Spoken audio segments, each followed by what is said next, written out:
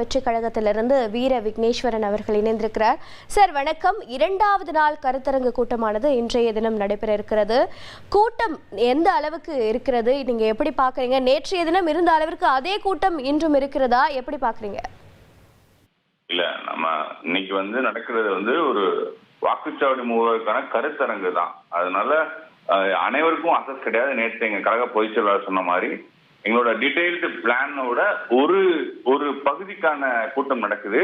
மொத்தம் தமிழகத்தில் இருக்கிற 69,204 பூத்துக்கான பூத் முகவர்கள் கூட்டம் பல்வேறு பகுதிகளில் நடக்குது. இப்போ கோயம்புத்தூர் நடக்குது, மற்ற பகுதிகளில் விரைவில் நடக்க இருக்கு.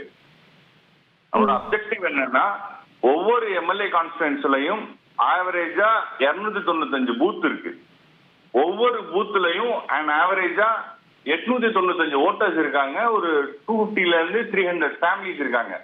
இந்த ஒவ்வொரு பூத்துக்கும் 8 பேர் கொண்ட ஒரு குழுவை போட்டு அந்த பூத் கமிட்டியை டே டு டே பேசிஸ்ல மக்களை சந்திக்கிறது, மக்களோட பயணிக்கிறது, மக்களோட பிரச்சனைகளை அறிஞ்சுக்கிறது. அதுல எங்க தோழர்களும் அரசியல் வயப்படுவாங்க.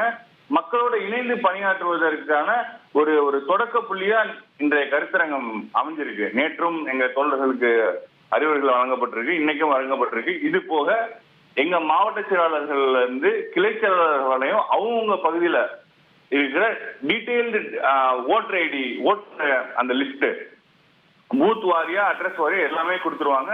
அது ஆன்லைன்லயும் அது டிஜிட்டலாவும் கொடுத்துருவாங்க, பேப்பர்ஸ்லயும் கொடுத்துருவாங்க. இது ஒரு ஸ்ட்ராட்டஜிக்கலா நம்ம எப்படி தேர்தலை அணுகுறோம் அப்படிங்கிற ஒரு பகுதி. இது எல்லாத்துக்கும் மேல நமக்கு ஒரு அப்ஜெக்டிவ் இருக்கு. தமிழகத்துல ஆண்டு கொண்டு இருக்கிற ஒரு திமுக மன்னராட்சியை வீழ்த்த வேண்டுங்கிற ஒரு வரலாற்று கடமையை வெற்றி தலைவர் தளபதி நிகழ்த்த போகிறார். அதற்கான ஒரு ஜனநாயக போருக்கு தமிழக வெற்றி கழகம் தயாராகி கொண்டிருக்கிறது. சார், இப்போ சீமான் அவர்களே சொல்லியிருக்காங்க, நான் வந்தா கூட தான் ஒரு 10 லட்சம் பேர் வருவாங்க, இதெல்லாம் ஓட்டா மாறுமா அப்படிங்கிறது தான் பார்க்கணும் அப்படிங்கிற மாதிரி இவ்வளோ வரவேற்பு இருக்கு, இவ்வளோ இளைஞர்கள் கூடுறாங்க. இது எந்த அளவுக்கு 2026 சட்டமன்ற தேர்தலில் உங்களுக்கு ஓட்டா மாறும்னு நினைக்கிறீங்க? ரொம்ப சிம்பிள். நான் என்ன சொல்ல வரேன்னா, தமிழக மக்களின் நம்பிக்கை பெற்ற ஒரே தலைவர் வெற்றி தலைவர் தளபதி அவர்கள்.